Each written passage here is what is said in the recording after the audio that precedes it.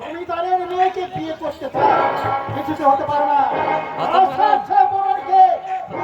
হবে সৌভাগ্যে।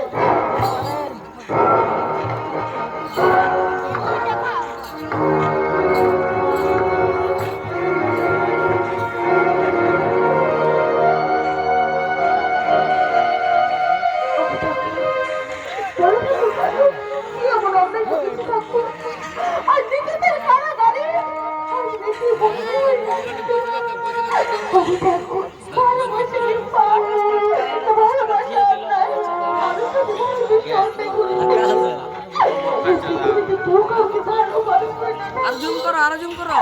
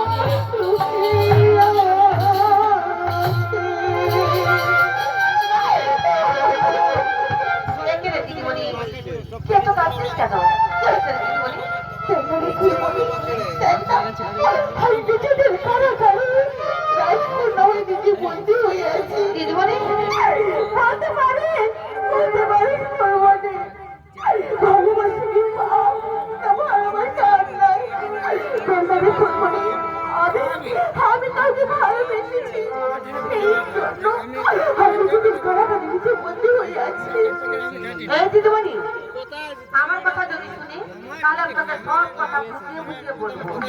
তার আগে আমি তোকে খাইয়ে দিই না, তুই খাবি না তো? ঠিক আছে, তাহলে আমি তোকে কোনো কথাই বলবো না। আমি আসতে পারবি আগে খাইয়ে দিয়ে তারপর না, আমার কোনো কিছু ভালো লাগছে না। আগে বল, তুই আমার কাজ করে দিবি। বেশ তো, বল না এটা কাকে দিয়ে আসতে হবে? বলে যাবো বরণ বাবু। ও, যে আমাদের দলের নেতা না? আচ্ছা দিদিমণি, ওই বরণ বাবুকে তুই যদি ভালোবাসি? ভীষণ ভালোবাসি। তাই বুঝি? ভীষণ ভালোবাসি। ওর জন্য আমি মনে রাখি আছি। বল না প্রভুটি, তুই আমার জন্য এইটুকু কাজ করে দিবি। পারে তোর জন্য এইটুকু কাজ করতে পারবো না? এই দিদিমণি, তোর চিঠির তুই বরণ বাবুকে দিয়ে আসবো আর আমি তোকে খাইয়ে না।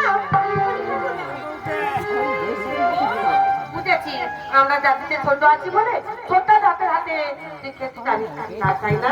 জানি না, আমি আর কিছু খাবো না রে। আমার পড়া এখন কোথায় আছে, কেমন আছে জানি না। ও কিছু খেয়েছে কিনা তাও জানি না।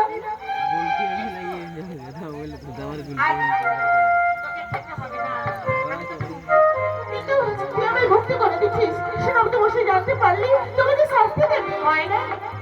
হয় না দিদিমণি? ওই হেনাপতি বাবুটাকে আমি ভুলিয়ে ভালিয়ে এইখানে ঠিক রেখে দেবো আর ততক্ষণ তুই বরণ বাবুর কাছে চলে যাবি।